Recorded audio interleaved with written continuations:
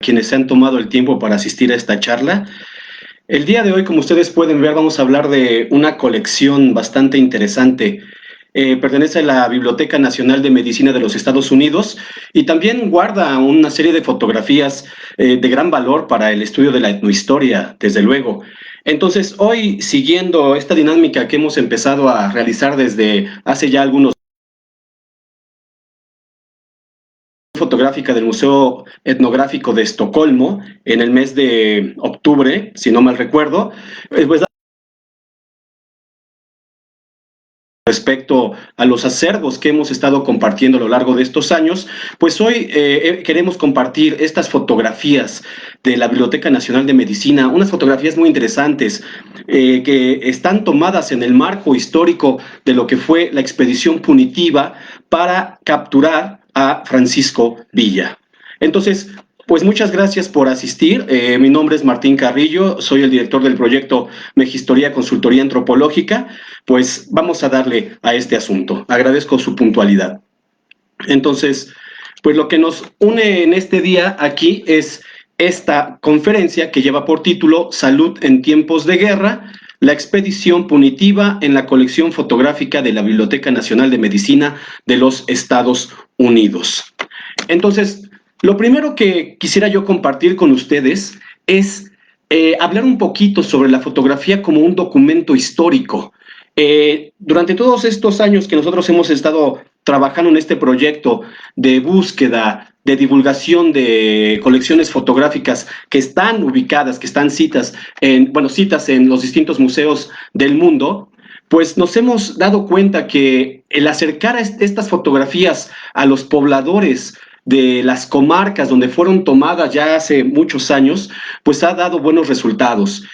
Citemos, por ejemplo, el caso de Chimalhuacán, en donde nos hemos dado la tarea de dar a conocer un gran número de fotografías tomadas no solamente por Ulla Appenes en la década de los años 30, sino también por Bodil Christensen, y también el material fotográfico de Jeffrey Parsons, ¿no? Tomado en lo que es finales de la década de los años 60 y principios de la década de los años 70. Entonces, este es uno de los ejemplos, uno de los logros que hemos tenido. También hemos compartido colecciones fotográficas de otros poblados de gran importancia, como lo es Tepoztlán, colecciones muy valiosas como las fotografías de Ulla Appenes, Bodil Christensen, de Marvin Harris, Eugene Harris, y también pues hemos dado a conocer un gran número de fotografías de otros lugares, como Amecameca, algunos sitios de Texcoco, etcétera. En esta ocasión vamos a hablar un poquito sobre esta labor, la búsqueda de las fotografías, la divulgación, darlas a conocer a las personas que habitan estos sitios. Y es por eso que me gustaría empezar un poquito con esta idea de la fotografía como documento histórico. Hemos visto casos, por ejemplo, cuando compartimos esta colección de fotografías del poblado de San Salvador el Verde, en el estado de Puebla, en donde los pobladores se encontraron un poco con este momento de su pasado, pues por muchos ya olvidado, ¿no? Finales de la década de 1950, en la que llegó este grupo de voluntarios estadounidenses, del grupo de los que son llamados como los Amigos del Mundo, a realizar distintas labores de apoyo, distintas labores de educación, de vinculación de los pobladores con su entorno, etcétera. Entonces, en este sentido, creemos que la fotografía no solamente aporta el valor estético, el gusto de mostrarnos una escena de nuestro pasado, sino que también nos está aportando datos que son nutridos por los documentos con los que contamos, por la historia oral, por el conocimiento que tienen los cronistas, los pobladores, y entonces todos estos datos se conjuntan en la imagen. Y entonces es a través de la imagen que podemos recrear el momento, pero también la imagen se vincula con los recuerdos, con las memorias, con el conocimiento de los pobladores, y entonces se vuelve una recuperación del conocimiento histórico.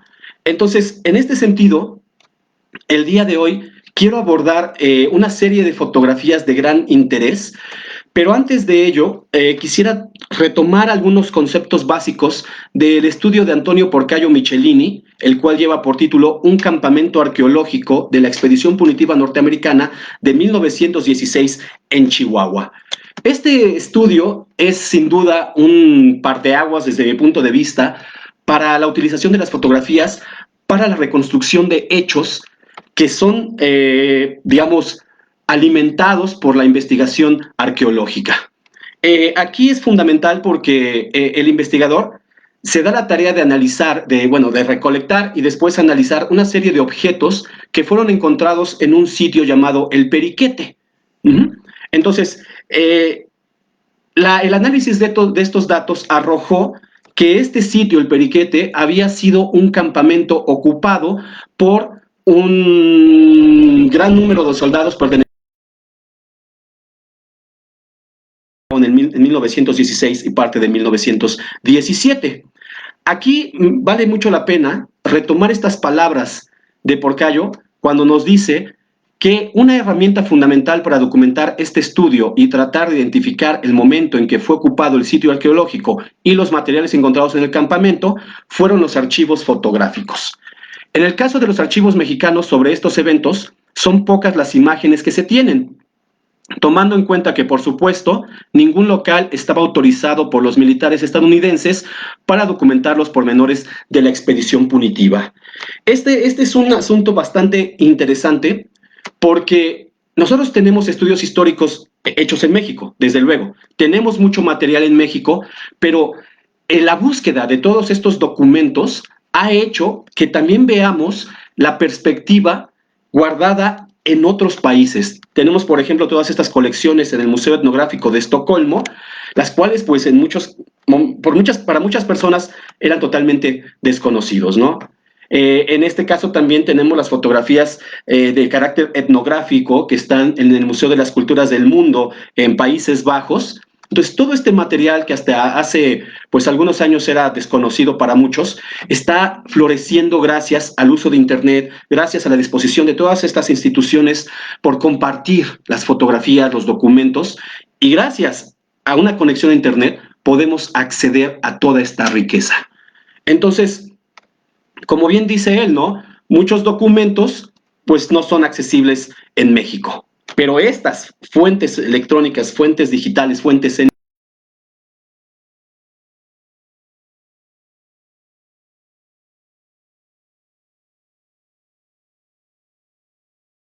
Muy bien. Entonces, ¿qué fue esta expedición punitiva? Es un tema, pues ya que ha sido abordado por varios historiadores, ha despertado acalorados debates, desde luego. Se resume básicamente en los siguientes puntos. Es la consecuencia del ataque a Columbus en la madrugada del 9 de marzo de 1916, llevado a cabo por Francisco Villa y sus hombres, su ejército. Entonces, aquí me tomo la libertad de mencionar algunas de las interpretaciones de las posibles causas de la incursión de Villa en los Estados Unidos. Por ejemplo, el investigador Juan González Morfín nos dice que Woodrow Wilson reconoció a Carranza como presidente de México y a su vez autorizó a tropas carrancistas cruzar por suelo estadounidense para combatir a la División del Norte. Estas son dos grandes cosas que van a hacer que Villa tome esta decisión de incursionar en los Estados Unidos y atacar el poblado de Columbus.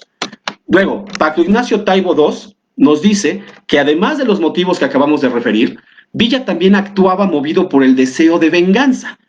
Una venganza no solo hacia el gobierno de los Estados Unidos por haberle dado la espalda, sino también en contra de Sam Ravel, un próspero negociante dueño de tiendas y hoteles en Columbus, quien habría incumplido un trato de venta de armas y parque para el ejército villista.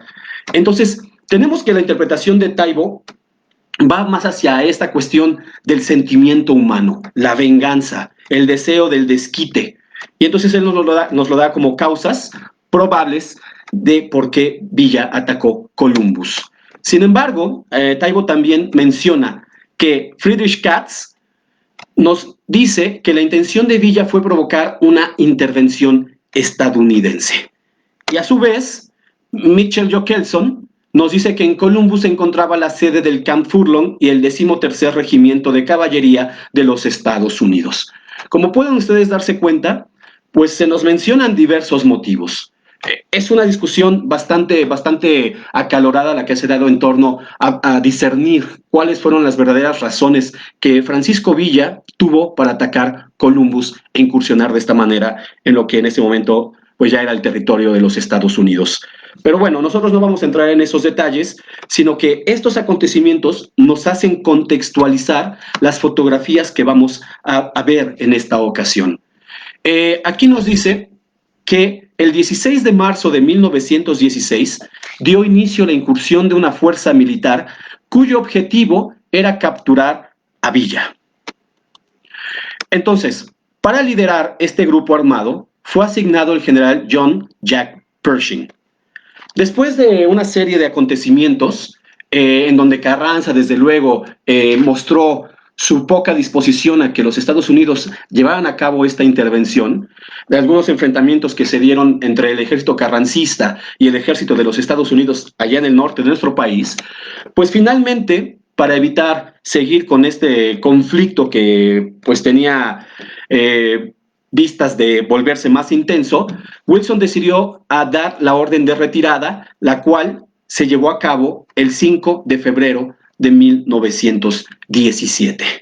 Tenemos que básicamente van a ser meses los que el ejército de Estados Unidos va a incursionar en territorios de Chihuahua. Entonces, aquí también hay una cuestión bastante discutida por los historiadores. ¿Cuáles fueron realmente los resultados de la expedición punitiva?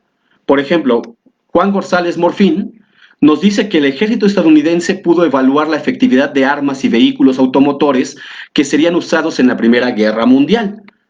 Fue la ocasión idónea para explorar y reconocer el territorio mexicano, lo cual sería de gran ayuda a la hora de llevar a cabo una verdadera invasión de México. Entonces, aquí tenemos como punto número 1 esta idea de evaluar la efectividad de armas y vehículos, que la punitiva fue más que nada un experimento para preparar al ejército de los Estados Unidos para incursionar en la Primera Guerra Mundial. Hay investigadores que no toman esta explicación como algo factible. Por ejemplo, Paco Ignacio Taibo II la critica mucho. Y él, en una conferencia que tuve la oportunidad de ver, él dice, pues que la punitiva, desde su punto de vista, fue una verdadera estupidez. Usa otra palabra más fuerte, no la voy a mencionar aquí, pero para él la punitiva fue una verdadera estupidez. Vamos a nosotros a analizar desde el punto de vista de las fotografías si esta estupidez es cierta o no. Vamos a ver qué se obtuvo de esta punitiva, pero ahí está. Se dice que fue un experimento. Se dice también que fue una prueba, una preparación para una verdadera invasión de México. Nos dicen los investigadores, pues que esa verdadera invasión de México, pues a todas luces no se iba a llevar a cabo jamás, porque también la punitiva demostró que el territorio mexicano causaba muchos problemas. Vamos a ver más adelante estas fotografías y vamos a hacer relación a cuáles fueron estas desventajas que presentó el territorio mexicano, el ejército villista, la población en general, para que esta expedición punitiva no llegara a su objetivo. Entonces, también Mitchell Jokelson nos dice que los militares estadounidenses se vieron en la necesidad de adaptar sus maniobras a las condiciones del terreno, al mismo tiempo que experimentaban con nuevas tecnologías. Esto sí es innegable. Se implementaron nuevas tecnologías en distintos aspectos. Por ejemplo, el uso del automóvil, el reconocimiento del terreno mediante aeronaves. Sin embargo, aquí también hacen hincapié estos investigadores en estos puntos, que el uso del automóvil no representó en muchos casos ser una ventaja, porque no había caminos transitables para los vehículos automotores. Entonces, se atoraban, había hoyos, zanjas, etcétera. No había caminos para estos vehículos. Estamos hablando de que pues no tenía mucho tiempo que se había dejado de usar la carreta y de hecho todavía se seguía usando la carreta en muchos casos, ¿no? Inclusive aquí en la punitiva se empezó la campaña militar haciendo uso de carretas, haciendo uso del caballo. Esto lo vamos a ver más adelante en las fotografías también. También hay que mencionar que el reconocimiento del terreno mediante aeronaves tampoco fue muy exitoso. las altas cumbres de la Sierra de Chihuahua, pues impidió que las aeronaves pudieran llevar eso a cabo. Estamos hablando de aeronaves pues bastante rudimentarias que no tenían el poder, la fuerza para poder sortear estas altas cumbres. Entonces, se probaron estas tecnologías, pero no en todos los casos fueron efectivas. Entonces, esas son cosas que los investigadores nos dicen en torno a la punitiva. Hay mucho más para discutir, pero considero que son datos suficientes para poder contextualizar en dónde se llevaron a cabo estas fotografías. Entonces, nosotros vamos a analizar, vamos a ver, vamos a conocer las fotografías que están en el archivo digital, en la colección digital de la Biblioteca Nacional de los Estados Unidos. Entonces, aquí les muestro la dirección. Vamos a echarle un vistazo a este acervo. Veamos. ¿Dónde lo tenemos? Aquí está. Veamos. Entonces, aquí está la dirección. collections.nlm.nih.gov. Y aquí está.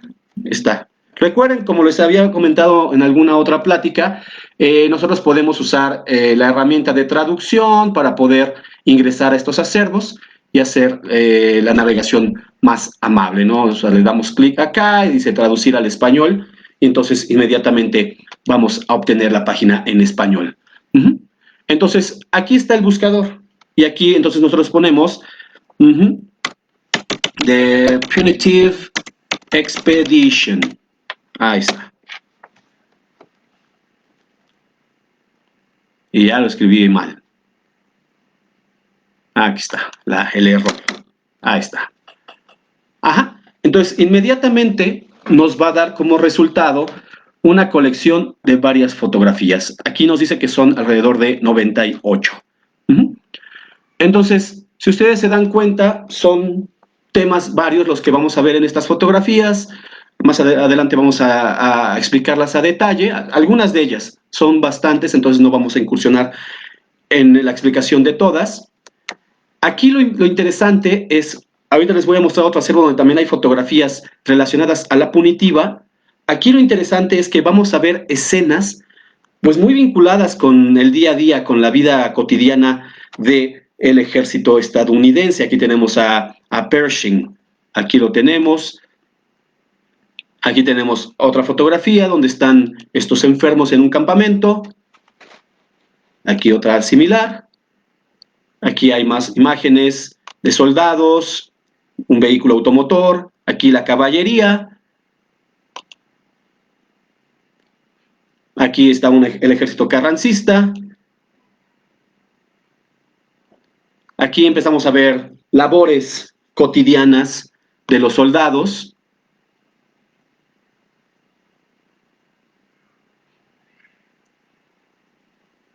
Ya nos empieza a fallar un poco el internet, pero vamos a seguir adelante.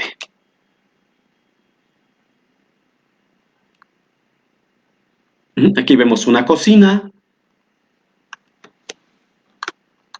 Y aquí ya no me permite, ya no me dejó sacar la función para que podamos seguir adelante. Pero entonces, les muestro a grandes rasgos algunas de las fotografías que conforman este vasto acervo. Estamos hablando de 98 fotografías que hacen alusión a la expedición punitiva. Entonces, aquí vemos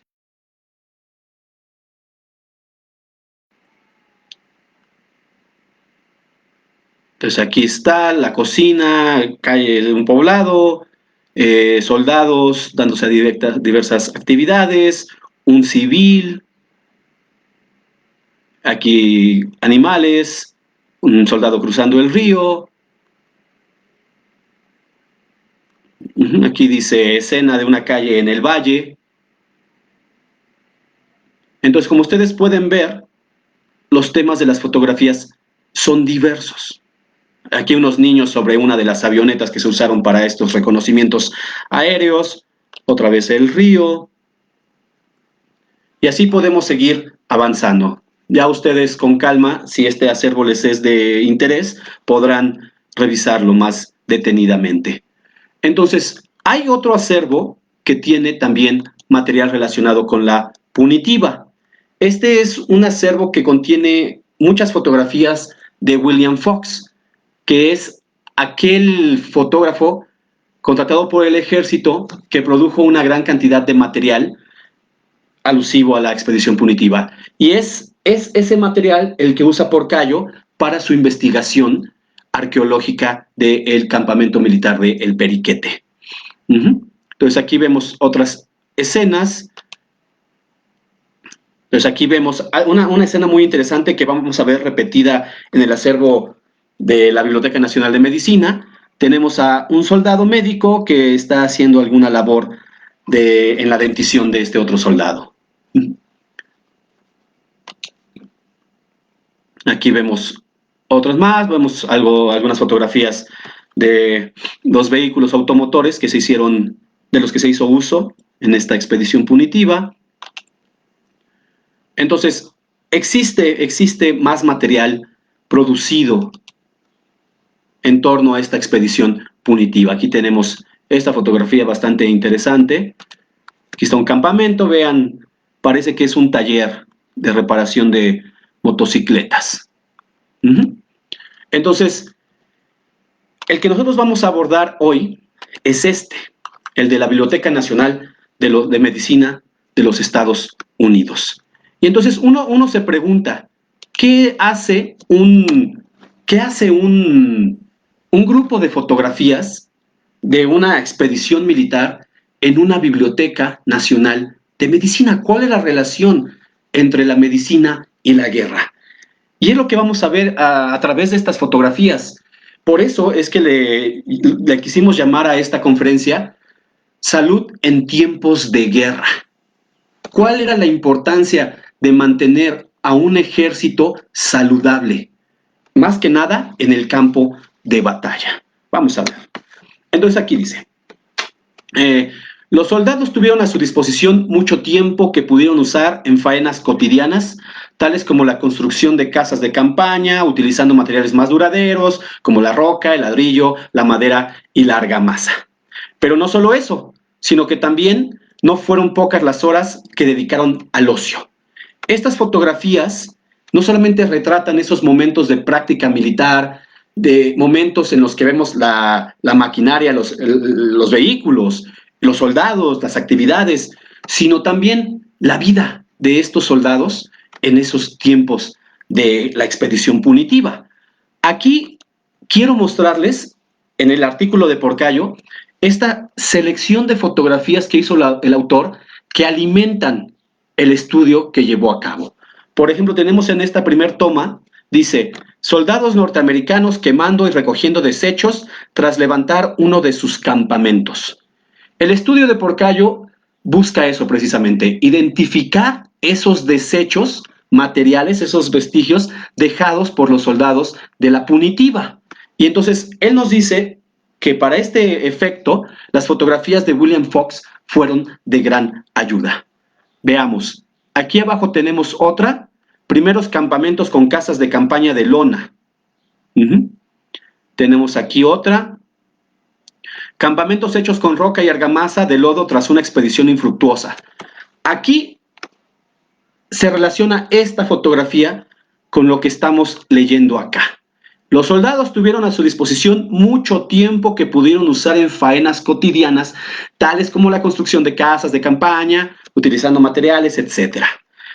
Sabemos que la punitiva fue un verdadero fracaso en la misión de ubicar a Pancho Villa.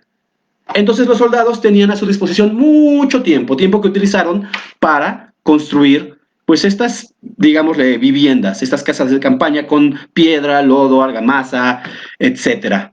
Entonces, había que estar varios meses tras la pista de Villa y sus hombres, pues bueno, en muchos casos no se podía seguir avanzando, o si se avanzaba, se regresaba, se repelían, pero ya montaron campamentos, pues, para poder vivir ahí con un poco más de comodidad.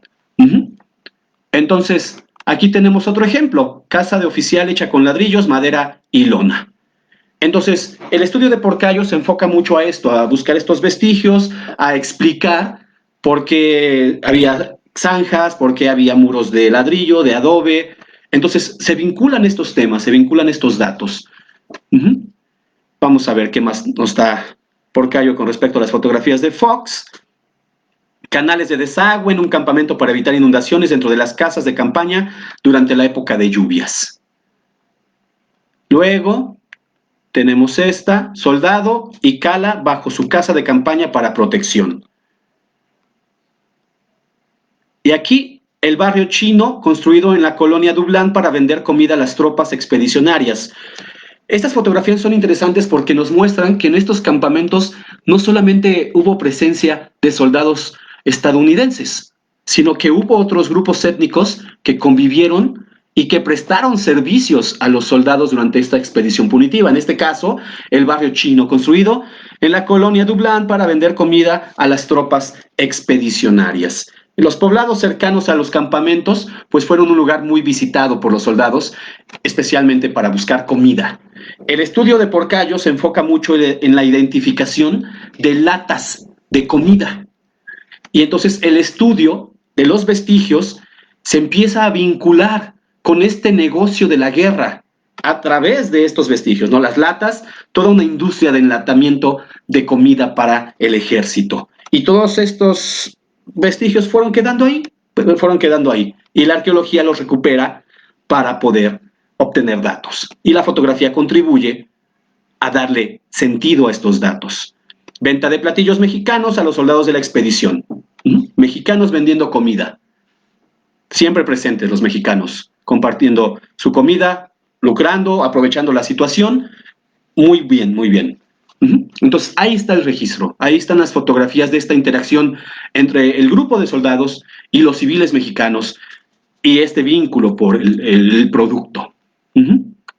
Luego, tenemos esta otra fotografía, prisioneros villistas capturados en Columbus. Inspección del general Pershing en un campamento con latas desechadas. Aquí lo pone en un recuadro. Esto es lo que le interesa al arqueólogo. Identificar estos objetos, verlos en las fotografías. ¿Cómo estaban tirados ahí? Eran basura. Ahí estaban tiradas las latas.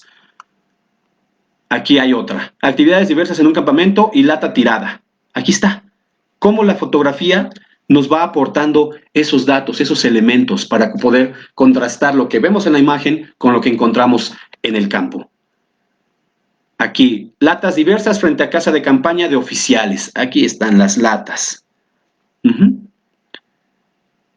Botellas usadas en un laboratorio móvil. Nos dice Porcayo que en este campamento se encontraron una diversidad de botellas y también existió la presencia, también se encontraron latas de botellas de bebidas alcohólicas.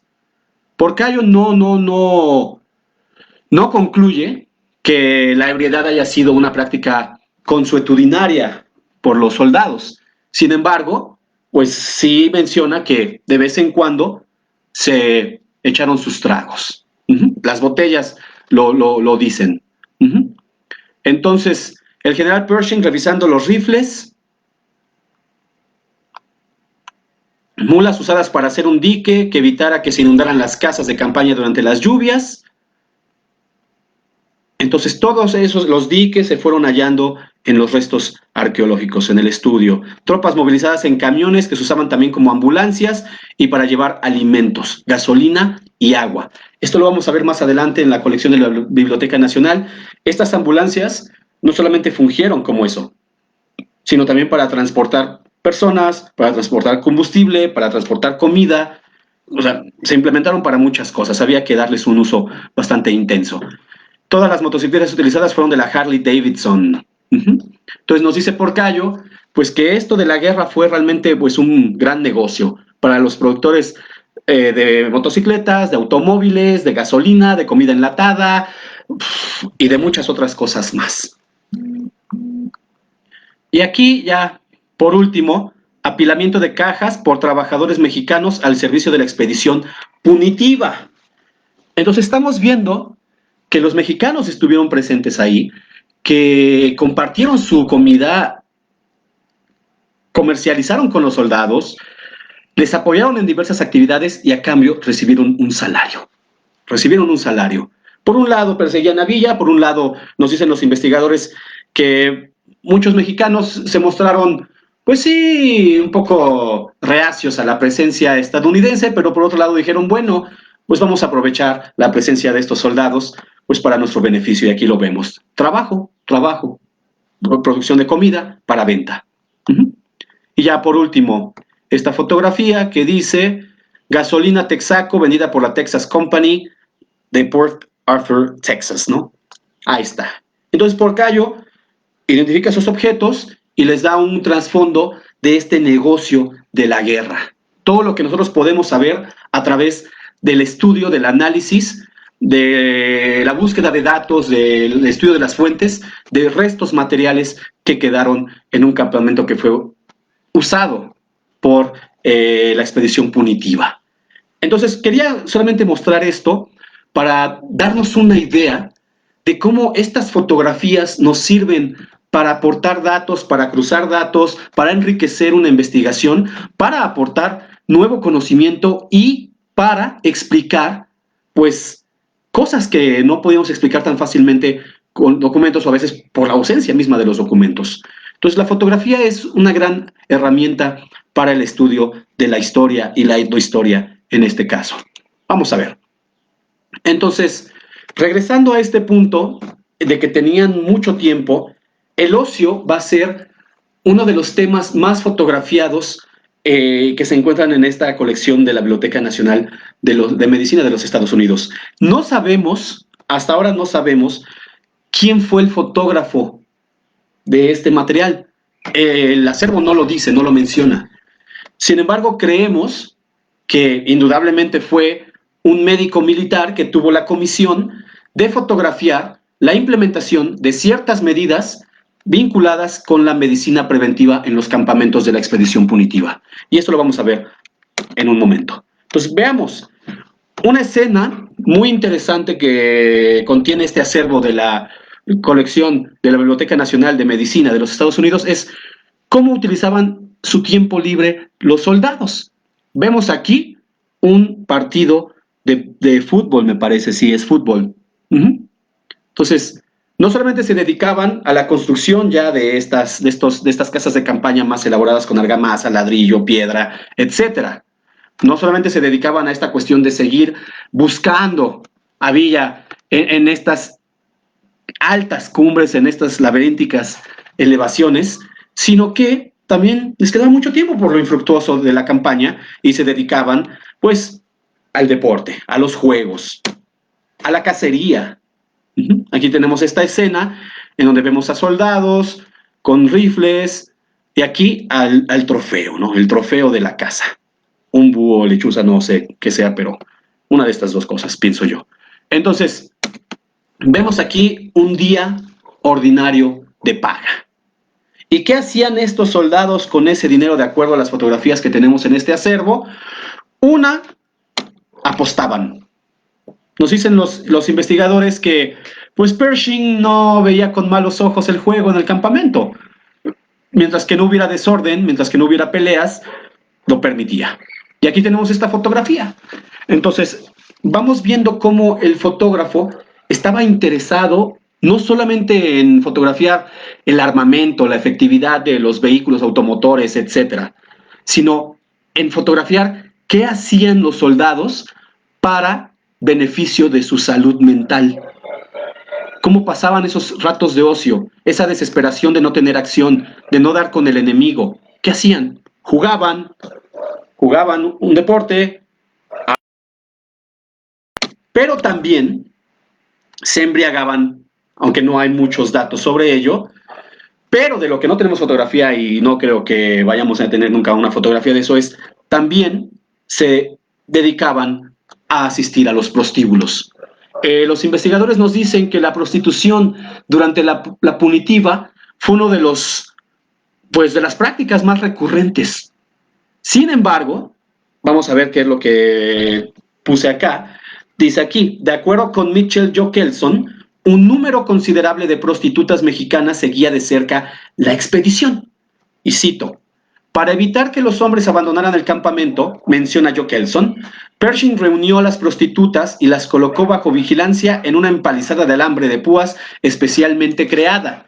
Después de completar el negocio con una de las damas visitantes, Añade, Jokelson se requirió que un soldado tomara un profiláctico provisto por el ejército. El resultado de esta estricta medida sanitaria fue una de las tasas de enfermedades venéreas más bajas que haya conocido un ejército.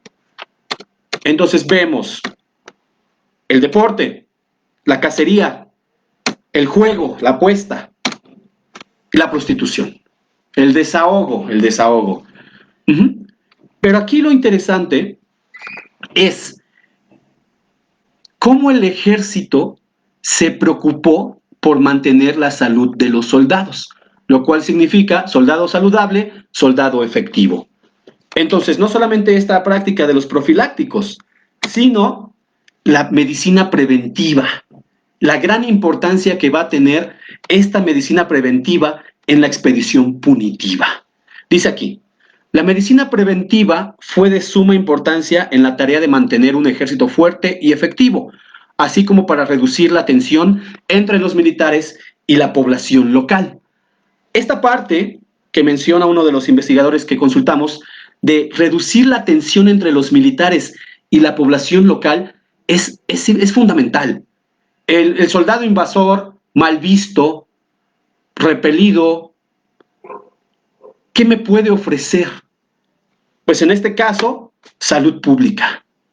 Tenemos esta fotografía del acervo en donde está una madre mexicana con su hijo en brazos que fue atendida en un hospital del campamento de la expedición punitiva.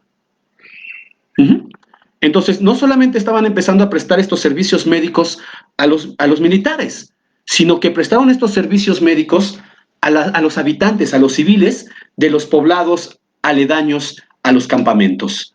Tenemos aquí otra fotografía en donde se nos dice que son un grupo de personas que visitaron un dispensario de un campamento de la punitiva. Entonces, les prestaban servicios médicos. Y entonces, prestarles estos servicios médicos públicos a los civiles, obviamente, redujo esta fricción. Se empezó a ver a los soldados también como personas, no solamente invasoras, sino personas que les ayudaban en cuestiones de salud. Habrá quienes tengan argumentos para refutar esto, para pensar que los ejércitos invasores nunca ven el beneficio de los civiles. Hay todo tipo de situaciones. Nosotros lo que estamos abordando es lo que está en las fotografías de la Biblioteca Nacional de Medicina y lo que nos dicen los investigadores. Ahí está. Los médicos militares interactuaron con los civiles prestando servicios médicos. Pero no solamente eso, como vimos en las fotografías de William Fox, mexicanos vendiendo comida a los militares. Obviamente, imaginen esta situación, estás en un campamento, ya pasa un tiempo después de la tensión inicial, te empiezas a habituar al terreno, a los habitantes, y obviamente si sabes que ellos tienen comida que no es enlatada, que es la que estás comiendo diariamente, obviamente vas a querer comer algo distinto. En este caso, el soldado está comprando huevos a una mujer de un poblado cercano. En el caso de la fotografía de William Fox, estaban comprando comida.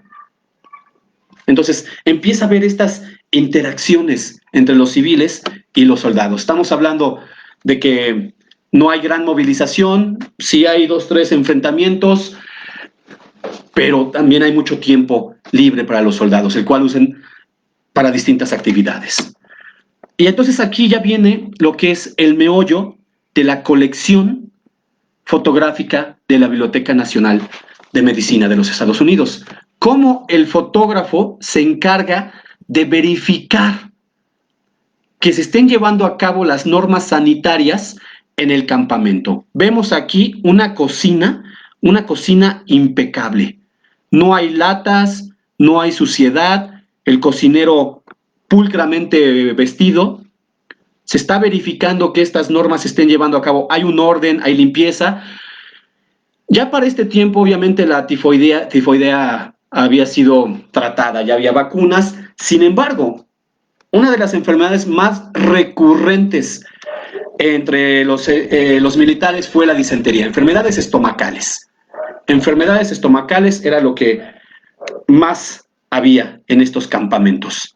Entonces, por eso fue fundamental poner atención en las prácticas de medicina preventiva, especialmente las prácticas sanitarias, el saneamiento de lugares comunes. Por ejemplo, tenemos aquí esta otra fotografía de un soldado que está defecando en una letrina, la cual, desde luego, ya había sido saneada. Así se evitaba la propagación de moscas, la propagación de infecciones, etcétera. Entonces se empezó a tener mucho cuidado en estos aspectos. Comida limpia, lugares para defecar adecuados, saneados, para evitar que los soldados estuvieran defecando al aire libre, que las heces fecales volaran, que se posaran en los alimentos y entonces estas enfermedades siguieran tomando su curso. Tenemos aquí otra fotografía de la importancia también que tuvo la salud dental. Entonces, en muchos casos, cuando el soldado ya padecía de dolor por alguna infección dental, había que mandarle a un campamento más grande, más hacia el norte, ya sea en Columbus o en algún otro lugar. Entonces, el implementar estos consultorios dentales dentro de los campamentos, pues fue de mucha ayuda porque así se evitó que los soldados se tuvieran que desplazar. Entonces, vimos en una de las fotografías de Fox cómo la revisión dental era muy rudimentaria, estaba sobre un banquito, no sé qué cosa, y le estaba haciendo la revisión. En este caso ya tenemos un verdadero consultorio.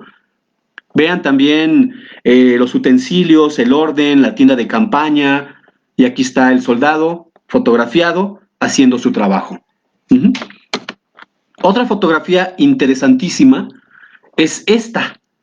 Las enfermedades de la piel fueron muy comunes, por lo tanto, había que mantener la higiene de la ropa, la higiene del calzado y la higiene del cuerpo. Aquí vemos este baño muy rudimentario, sin embargo efectivo. Una lata de esas de las que estudió Porcayo, usada como regadera. Un barril en donde se vierte el agua y aquí ya se abre y ahí cae. Ahí está una ducha improvisada. Lo importante era mantener la limpieza, mantener la salud, el aseo de la ropa, el aseo del cuerpo. Entonces estamos viendo que estas fotografías abarcan estos temas, la interacción entre grupos étnicos, la interacción entre la salud, el bienestar y las operaciones militares. Comida adecuada, limpia, sí todavía consumo de comida enlatada, pero también como estos soldados empiezan a buscar otras opciones de alimento. Entonces, aquí en esta siguiente fotografía vemos esta cuestión de las ambulancias todavía tiradas por mulas.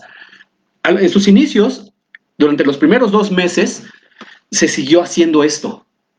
Sin embargo, conforme se fueron afianzando más los campamentos en el territorio mexicano, se empezaron a implementar ya todas estas cuestiones tecnológicas de las que hemos venido hablando.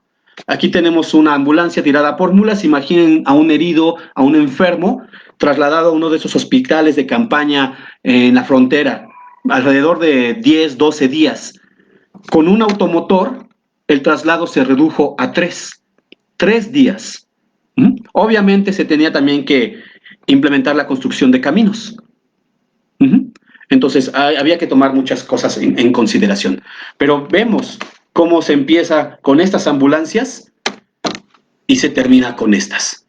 Nos dice Mitchell que, no es cierto, fue Porcayo.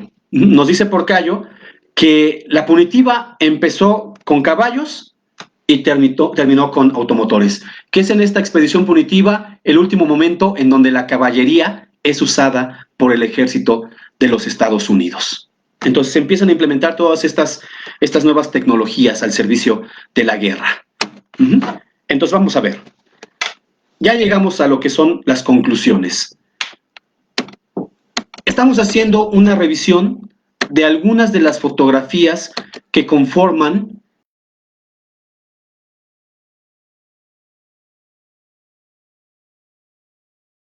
el objetivo de esta charla fue mostrarles cómo estos acervos nos aportan nuevos datos interpretativos para episodios históricos que se piensa que ya han sido totalmente estudiados.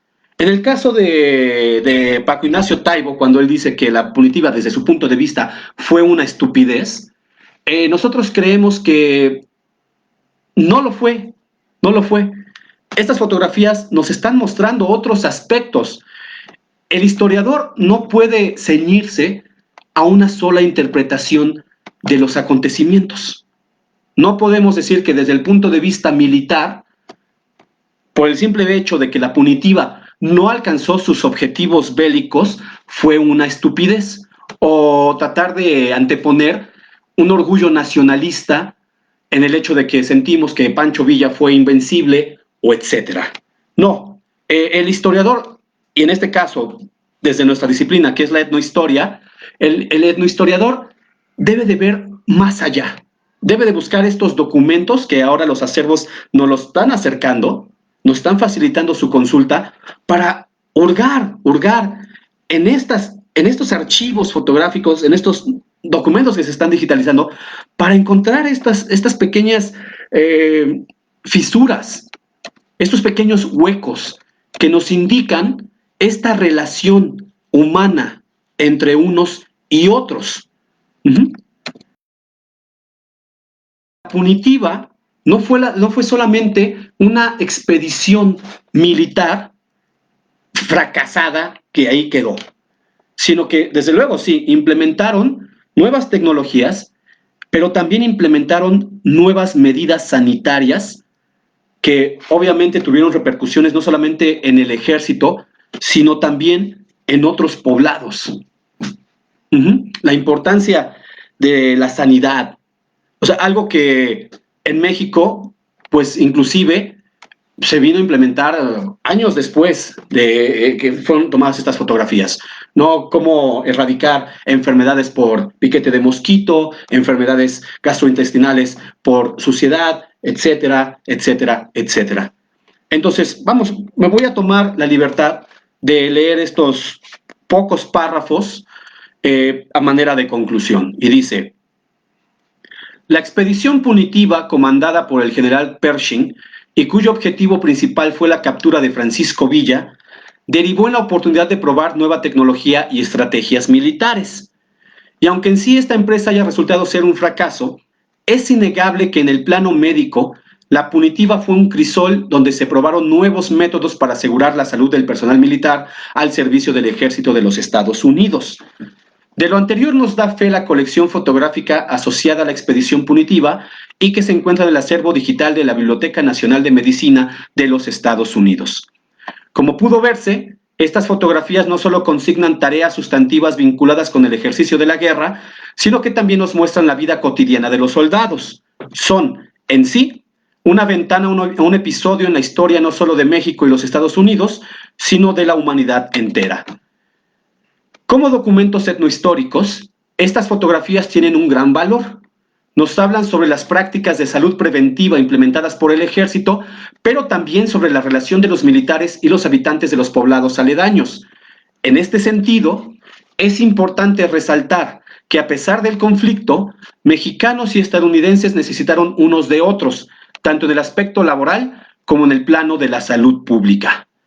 Finalmente, cabe destacar el uso de la fotografía para adentrarse a temas poco estudiados, dado que la imagen captura, en muchos casos de manera involuntaria, tantos otros aspectos que están ahí esperando ser utilizados para esclarecer momentos históricos que no han sido estudiados en su totalidad. Tal como lo hace Porcayo en su estudio sobre los restos materiales dejados por las tropas de la expedición en el campamento de El Periquete, la fotografía es un útil elemento a la hora de buscar datos que nos ayuden a interpretar pasajes complejos de nuestra historia cercana. Entonces, eso es lo que nosotros venimos haciendo en este proyecto. Queremos hacerlo pues más directamente. A veces pues el tiempo no nos lo permite. Lamentablemente el proyecto no está subsidiado por ninguna institución. Nos vamos dando el tiempo nosotros para poder llevar a cabo pues esta labor. Hemos dado a conocer un gran número de acervos y nos llena de orgullo que hay muchas personas que se han identificado con el material, que han conocido un episodio de su pasado. Estas fotografías son una ventana a nuestra historia. Y en la medida de lo posible, Megistoría Consultoría Antropológica, Martín Carrillo Ibáñez y Cintia Curiel González, seguiremos dándonos a la tarea de ubicar más acervos, de seguir dando estas charlas, de tratar de poder contribuir un poco más a lo que es el conocimiento de todas estas fotografías, de todos estos fotógrafos, etnólogos, antropólogos, historiadores, geógrafos, en su mayoría extranjeros. Muchos dirán, Megistoría siempre comparte acervos extranjeros, fotografías tomadas por extranjeros.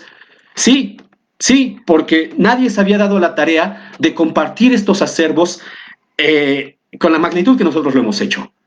No es un malinchismo, no es un malinchismo, es que estos acervos, la verdad, tienen mucha apertura. Encontramos acervos con fotografías de gran calidad, pues lamentablemente en nuestro país en muchos casos eso no sucede, el material es de baja resolución, ya hay nuevas plataformas para compartir las fotografías, pero nosotros queremos hacerles llegar esto, lo que no se conocía a grandes profundidades en nuestro país.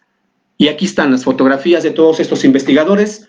Nosotros seguimos recopilando material para hacer estas fotografías más entendibles. Seguimos en esta tarea. Entonces, pues agradecemos mucho su asistencia. Terminamos esta charla, muy breve esta vez, sobre el material fotográfico de la Biblioteca Nacional de Medicina de los Estados Unidos, invitándolos a nuestro taller de búsqueda y consulta de acervos fotográficos en Internet, el cual se va a llevar a cabo el 2, 4 y 9 de marzo de 2021 en un horario de 6 a 8 p.m. con una inversión de $600.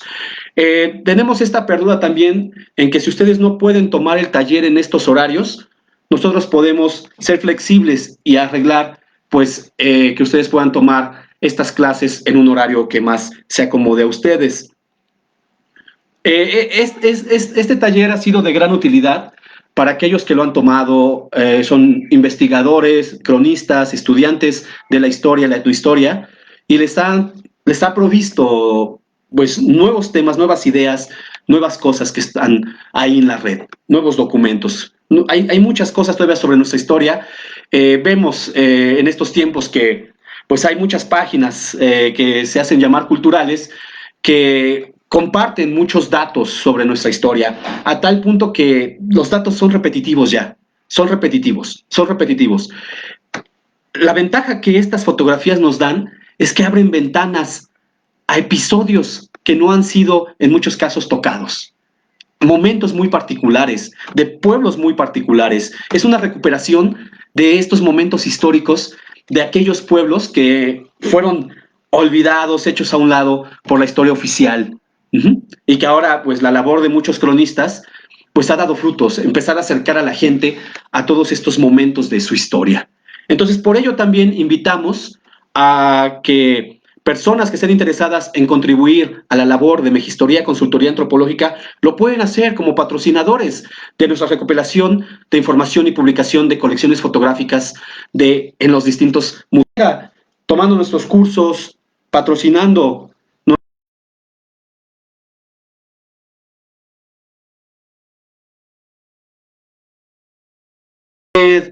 algunas horas dedicadas a este asunto. Pues bueno, no nos queda más que agradecer